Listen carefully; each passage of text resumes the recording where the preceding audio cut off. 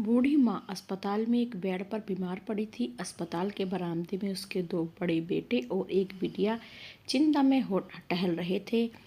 भाई बहन को अपनी माँ के लिए सेहत की चिंता तो थी, लेकिन उससे भी ज़्यादा चिंता इस बात की थी कि अब माँ को अपने साथ अपने घर पर कौन रखेगा।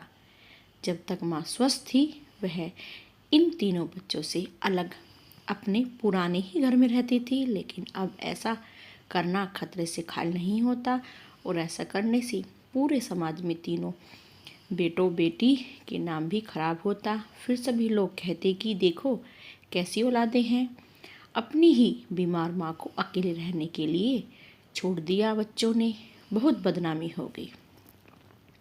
1 घंटे से बिना कोई बातचीत किए तीनों भाई बहन अपने अपने विचारों में खोए हुए थे। फिर बहन ने चुप्पी तोड़ते हुए अपने बड़े भाई की तरफ देखते हुए बोला, भैया जी, आप बड़े हैं, इसलिए आपका ही कर्तव्य है कि आप माँ को ज़रूरत के समय माँ को पास रखें अपने और उनकी देखभाल करें।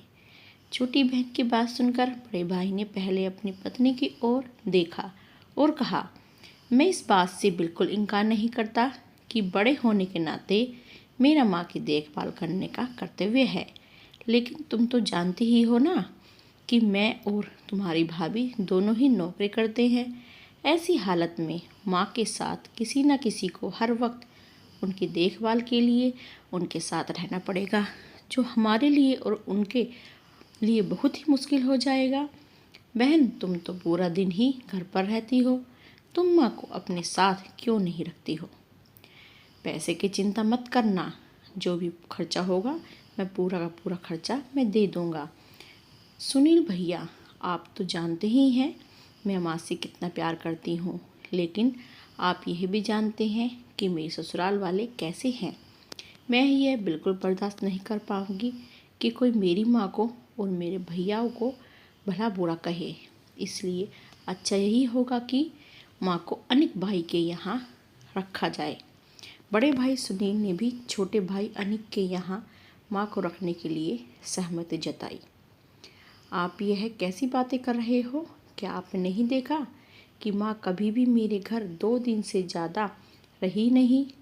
उसका मेरे यहाँ मन भी नहीं लगता है। फिर कैसे वह इतने दिनों तक मेरे घर में रह पाएगी?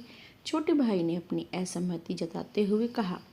इससे पहले कि इस चर्चा का कोई नतीजा निकल पाता, एक नर्स ने वहाँ दौड़ते हुए आई और कहने लगी, क्या आप ही वार्ड नंबर 4 के भर्ती मरीज के रिश्तेदार हैं?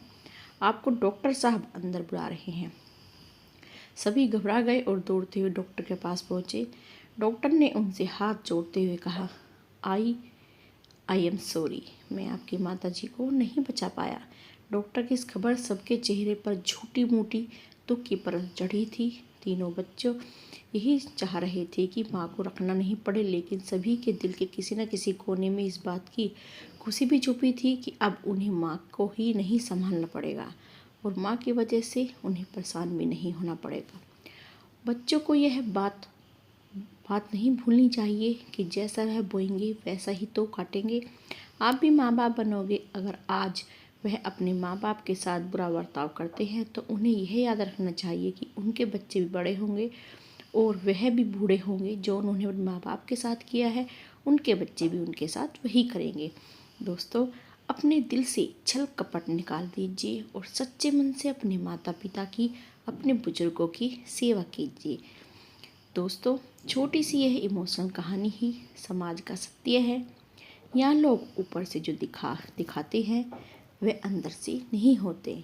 जो माँ बाप अपने 4 बच्चों को बिना किसी शिकायत के बड़ी आसानी से संभाल पाते हैं, आगे चलकर जरूरत पड़ने पर यही 4 बच्चे मिलकर भी उन्हें नहीं संभाल पाते या नहीं संभालना चाहते।